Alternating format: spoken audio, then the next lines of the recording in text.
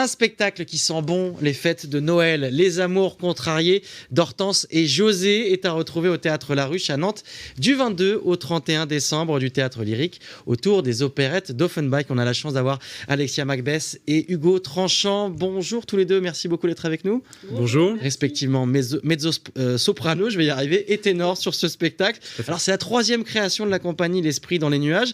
On y redécouvre le couple, donc Hortense Schneider et José Dupuis, particulièrement présents dans cette œuvre d'Offenbach. Qu'est-ce qui vous a plu dans ce couple? Je commence peut-être avec vous, Alexia.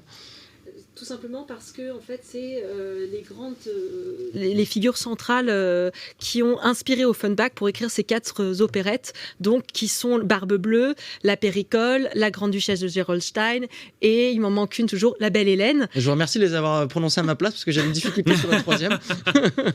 Et donc nous sommes partis de cette idée de ces opérettes qui ont été composées pour ces 2 figures pour créer une histoire un peu finalement, on a inventé une histoire pour ces 2 personnages réels et on a fait une fiction. C'est vrai que vous avez inventé une histoire parce qu'il y a des dialogues qui sont complètement inédits qu'on va découvrir lors de cette première. Oui, absolument. On est parti de la problématique de la Péricole, qui est donc un couple de saltimbanques qui ont un souci d'argent.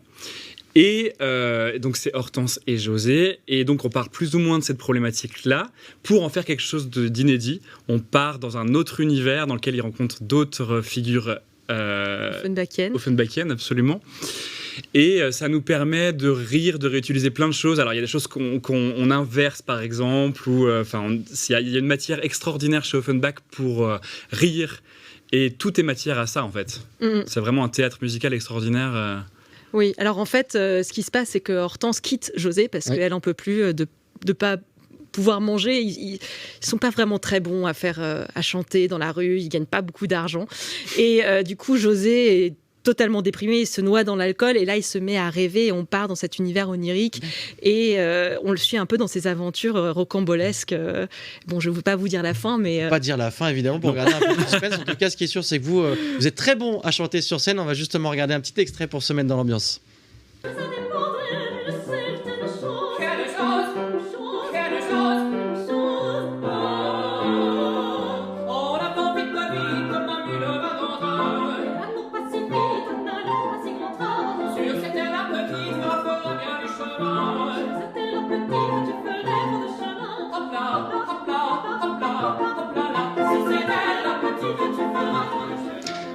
On parle, on chante, on danse, c'est un peu une comédie musicale lyrique. Vous me disiez avant l'antenne que Offenbach, c'est un peu le créateur.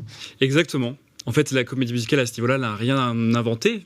On a tous les éléments qu'on retrouve à ce moment-là et c'est extraordinaire de voir ça. En fait, c'est l'ancêtre de la comédie musicale et c'est en français. Donc...